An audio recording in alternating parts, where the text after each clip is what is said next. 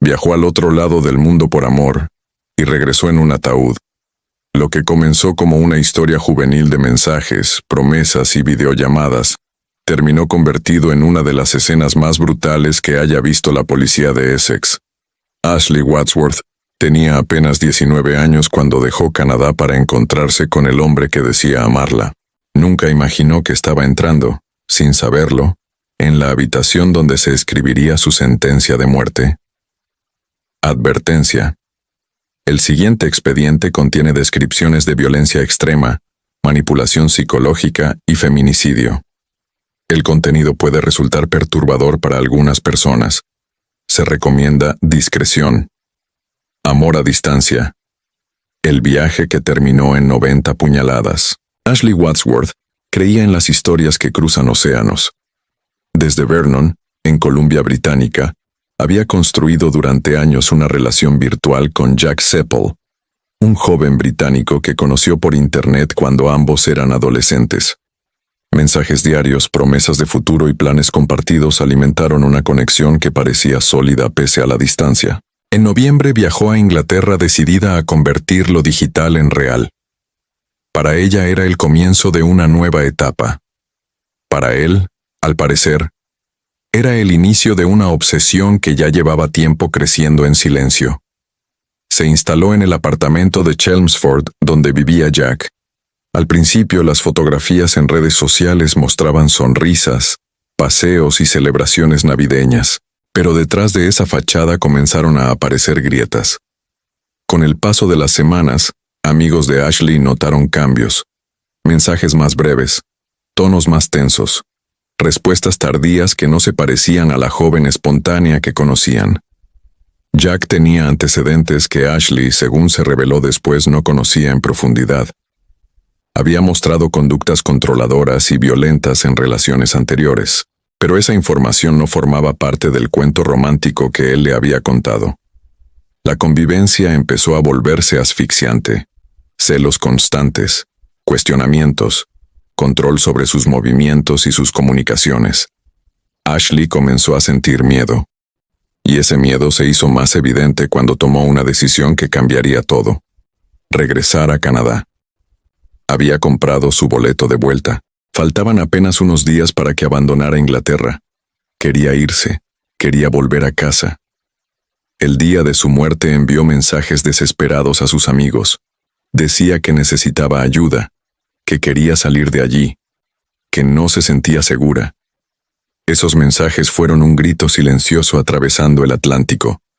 Pero nadie estaba físicamente cerca para auxiliarla. Minutos después, desde su misma cuenta, llegaron nuevos textos. Decían que todo estaba solucionado, que ya no había problema alguno. La investigación posterior reveló que esos últimos mensajes no fueron escritos por Ashley. Fueron enviados por Jack después de haberla asesinado, intentando ganar tiempo antes de que alguien sospechara lo peor. La policía de Essex recibió reportes de disturbios en el apartamento. Cuando los agentes entraron, encontraron una escena imposible de olvidar. Ashley yacía sin vida. Su cuerpo presentaba 90 heridas de arma blanca. También había signos de estrangulamiento. La violencia fue desmedida. No fue un ataque impulsivo de segundos. Fue una explosión sostenida de furia. Jack fue hallado en la cama junto al cuerpo. Como si la brutalidad pudiera convivir con la calma. Como si el horror no acabara de ocurrir allí mismo. La autopsia confirmó la magnitud del ensañamiento. Cada herida hablaba de rabia, de posesión, de una incapacidad absoluta para aceptar el abandono. El detonante, según la fiscalía, fue la decisión de Ashley de regresar a su país. Para él, no era simplemente un viaje. Era la pérdida de control. Después de matarla, realizó una videollamada a su hermana. Le mostró el cuerpo sin vida. Una escena tan perturbadora que añadió otra capa de frialdad al crimen. El juicio reveló un patrón. No era un joven inexperto cegado por el amor. Era alguien que ya había ejercido violencia contra otras mujeres. Las autoridades descubrieron condenas previas por acoso y agresión. Advertencias que no llegaron a tiempo a Ashley. En la sala del tribunal, la familia de la joven escuchó los detalles más duros. La distancia entre Canadá y el Reino Unido ya no era geográfica. Era un abismo irreversible. Jack Seppel fue condenado a cadena perpetua, con un periodo mínimo, antes de optar por libertad condicional, una sentencia que reconoce la gravedad del acto, pero que no devuelve una vida. El caso sacudió a 2 países. También obligó a revisar protocolos policiales para identificar agresores domésticos de alto riesgo antes de que la violencia escale a lo irreversible. Pero más allá de reformas y titulares, queda una pregunta que atraviesa este expediente. ¿Cuántas señales ignoramos cuando el control se disfraza de amor? Ashley cruzó un océano creyendo que iba hacia su futuro. Lo que encontró fue una jaula invisible que se cerró con violencia extrema. Y en ese apartamento de Chelmsford, a solo días de volver a casa, quedó demostrado que para algunos agresores el amor no es vínculo, es posesión. El tribunal no solo juzgó un asesinato, juzgó una escalada de control que muchos habían normalizado como carácter fuerte. Durante el proceso judicial, se expusieron mensajes, testimonios y antecedentes que dibujaban un patrón inquietante. No era un estallido aislado, era una conducta repetida. Exparejas hablaron de celos enfermizos, de vigilancia constante, de explosiones de ira cuando sentía que perdía el dominio. Ashley no conocía la magnitud de ese historial. Para ella, Jack era el joven atento de las videollamadas, el novio que prometía estabilidad, pero en privado, la dinámica era distinta. Control sobre su tiempo, reproches por hablar con amigos, sospechas sin fundamento. La decisión de volver a Canadá fue interpretada por él como traición, no como una elección legítima, sino como un desafío a su autoridad. Esa mentalidad posesiva fue el combustible del ataque, una mezcla de ego herido y necesidad de dominio. Una tormenta que se gestó en silencio. En la audiencia de sentencia, el juez describió la violencia como sostenida y brutal. Subrayó que el ataque no dejó espacio para la defensa, que hubo intención clara de causar daño extremo. La familia de Ashley viajó para escuchar el veredicto. Sus padres sostuvieron fotografías de su hija.